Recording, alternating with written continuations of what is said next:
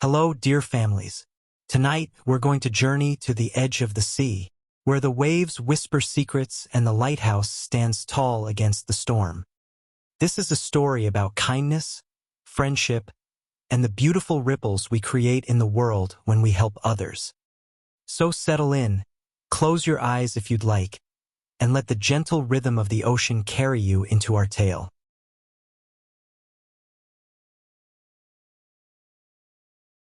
The lighthouse keeper's dream.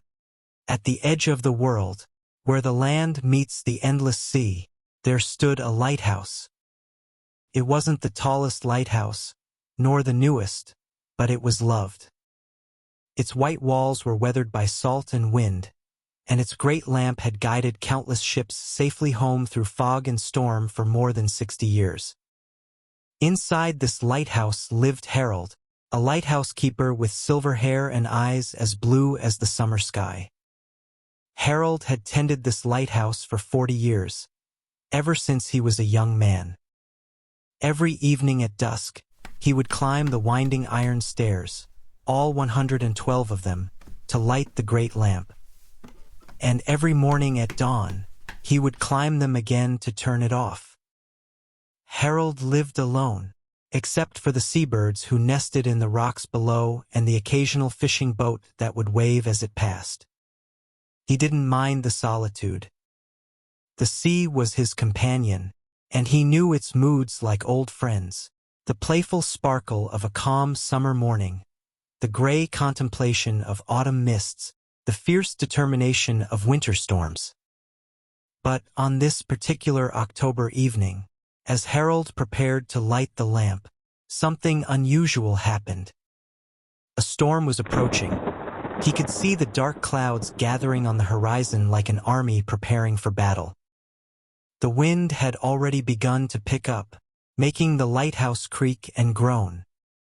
As Harold lit the great lamp and watched it begin its steady rotation, casting its beam out across the darkening waters, he heard a sound. It was faint at first, almost lost in the wind, but Harold's ears were sharp from years of listening to the sea. It was a cry high-pitched and frightened. Harold hurried down the stairs, his knees protesting a bit. They weren't as young as they used to be, and out onto the rocky shore.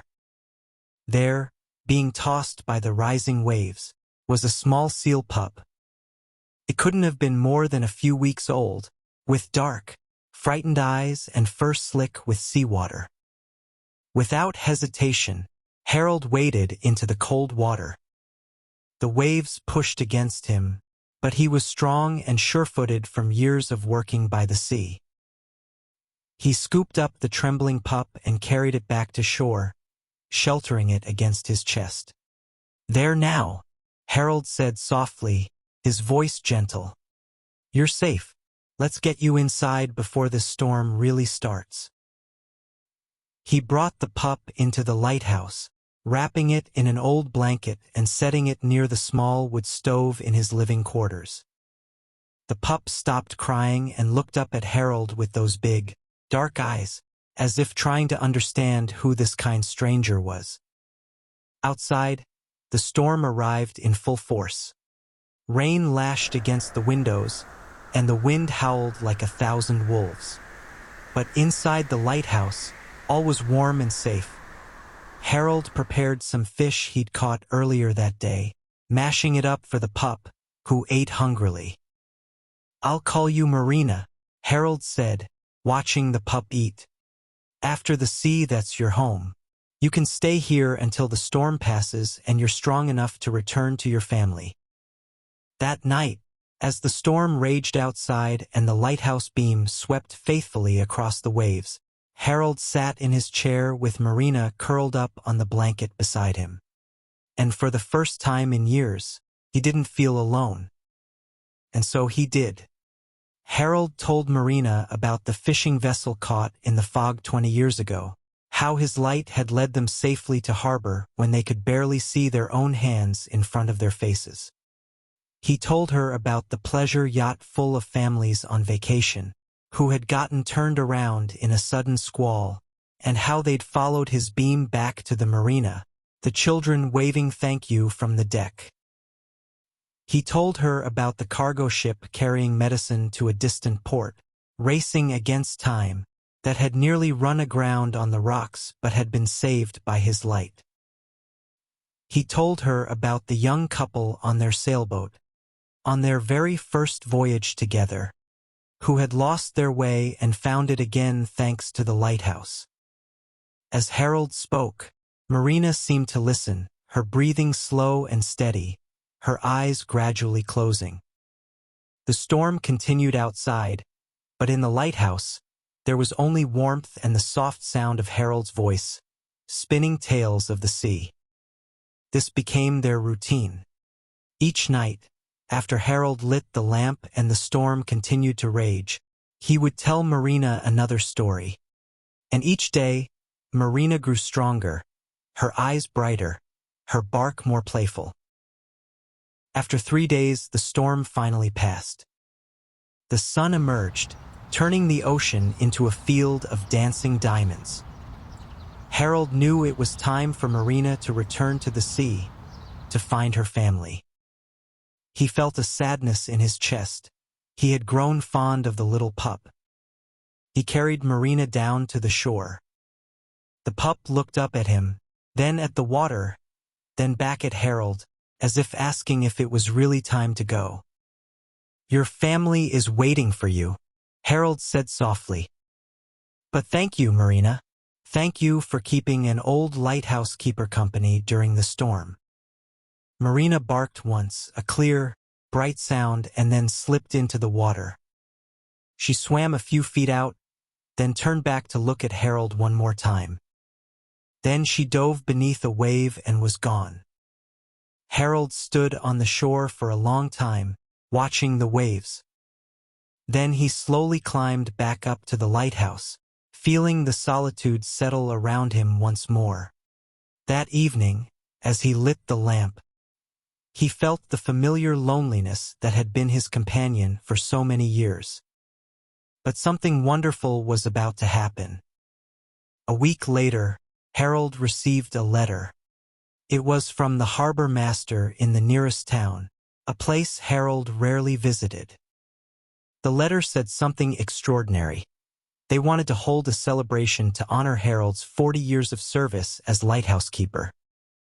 They'd been planning it for months, and they hoped he would attend. Harold was surprised and a bit nervous. He wasn't used to crowds or celebrations. But the letter was so warmly written that he couldn't refuse. So on the appointed day, he put on his best clothes, arranged for a replacement keeper to tend the lighthouse, and made the journey to town. When he arrived at the harbor that evening, he was amazed. The entire waterfront was decorated with lights, hundreds of them, strung between the boats and along the docks, reflecting off the water like stars. There were people everywhere, more than Harold had seen in years. And then he understood. Every single boat in the harbor had come.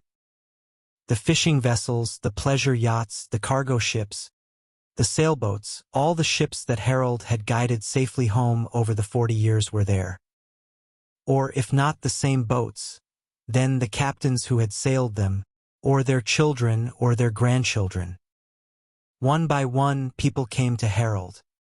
There was Captain Chun, now elderly himself, from the fishing vessel caught in the fog. There was the Martinez family, whose yacht Harold had guided to safety, their children now grown with families of their own. There was Dr. Rashid, who had been delivering that cargo of medicine, and who told Harold that those medicines had saved dozens of lives.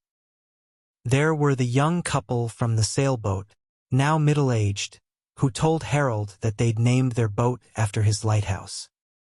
There were dozens of others, each with a story of how Harold's light had helped them, had saved them, had brought them home. Harold stood on the dock, overwhelmed. He had never known. All those years, climbing the stairs every evening and every morning, tending the lamp, watching the beam sweep across the water. He had never truly understood the ripples his kindness had created. Speech! Speech! Someone called, and others took up the cry.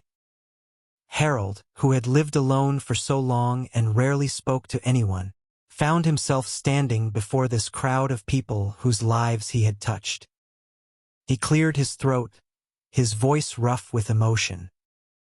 I don't know what to say," he began. "I was just doing my job, just lighting the lamp night after night. I never knew how many of you there were. How many lives." His voice broke, and tears streamed down his weathered cheeks. But they were happy tears. "Thank you," he finally said. "Thank you for letting me be your light in the darkness."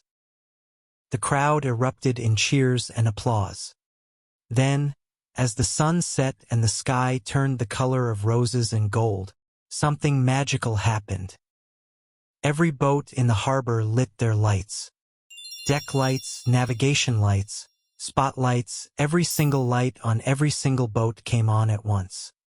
The harbor blazed with light, reflected and multiplied in the calm water, creating a scene so beautiful it took Harold's breath away. It was a lantern ceremony, they explained. Just as Harold's single lighthouse had guided them all, their many lights were now shining for him, showing him how far his kindness had spread, how many hearts he had touched. Harold stood there, surrounded by light and love, and felt his heart swell until he thought it might burst. All those years of solitude, of faithful service, of simply doing what needed to be done, they had mattered. They had mattered so much. As the celebration continued, Harold noticed something at the edge of the dock. There, in the water, illuminated by all the lights, was a familiar shape. It was Marina, the seal pup he had rescued, now nearly grown. She had found her way to the celebration, swimming all the way from the lighthouse. Marina barked at him, that same clear, bright sound, and Harold laughed, a sound of pure joy. That night, after the celebration ended and Harold returned to his lighthouse, he climbed the stairs one more time. He was retiring, the harbor master had told him. After 40 years, it was time to rest. A young keeper would take his place, and Harold could live in the town if he wished, among all the people whose lives he had touched. But for this last night, the lighthouse was still his. He lit the lamp one final time and watched it begin its faithful rotation, sending its beam out across the dark water. He thought about all the ships he had guided, all the lives he had touched without knowing. He thought about kindness, and how it spreads in ways we can never fully see or understand. He thought about Marina, and how saving one small frightened pup had led to the most beautiful evening of his life. And he understood, truly understood, that no act of kindness is ever wasted. Every light we shine in the darkness, every hand we extend to help another, creates ripples that spread far beyond what we can see. Harold sat in his chair and looked out at the sea, now calm and peaceful under the stars. The lighthouse beam swept across the water, faithful to the end, and in that moment, Harold felt completely at peace. He had been a lighthouse, not just the building, but the person inside it. He had been a light in the darkness for so many. And now he knew that he had never truly been alone. All those people, all those ships, all those lives he had touched, they had been with him all along. That night, Harold slept more peacefully than he had in years, lulled by the sound of the waves and the knowledge that his life had been well lived, his light well kept, his kindness well spent. And somewhere in the dark water beyond the lighthouse, a young seal dove and played in the waves, free and happy and safe, thanks to one kind lighthouse keeper who had taken the time to help a small frightened creature on a stormy night. The end. Sleep well, dear friends. May you dream of lighthouses and gentle waves, of kindness given and kindness returned. Remember that every good thing you do creates ripples in the world, spreading farther than you'll ever know. Good night.